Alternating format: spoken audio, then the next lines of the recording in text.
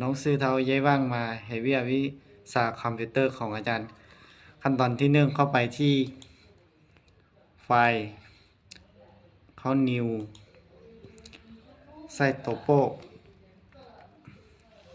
โอเค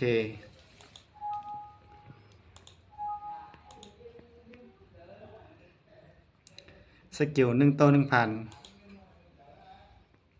เน็ตไปเน็ตไปเน็ตไปเป็นแหวงสารเน็ตไปเน็ตไปปิดโอเคขั้นตอนที่สองเข้าไปที่ Pointing 0.2เป็น0.2โอเคขั้นตอนต่อไปเข้าไปที่ point เข้าไป import point ที่โฟลเดอร์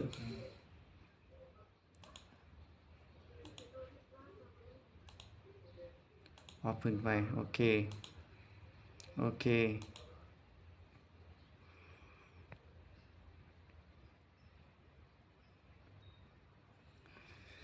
Z enter E enter ขั้นตอนที่3เข้าไปที่ทิ้งอิน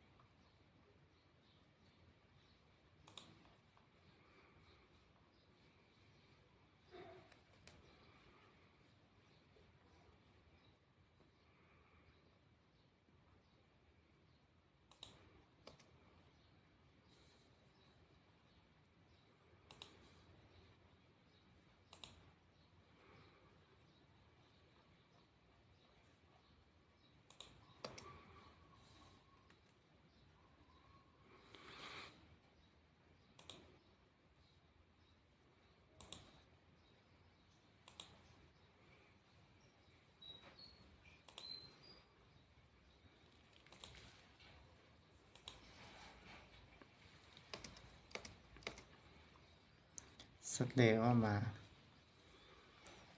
ขั้นตอนต่อไปเส้นโปรไฟล์เข้าไปที่โปรไฟล์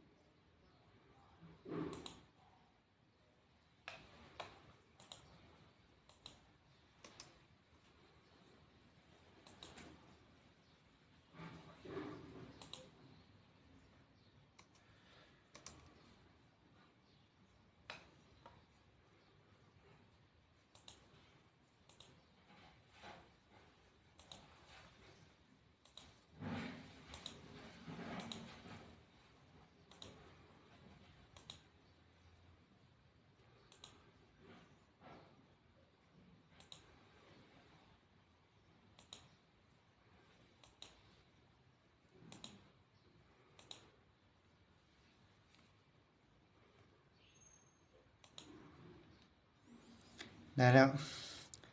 ข้อแผนที่ก็ได้โอเคโอเค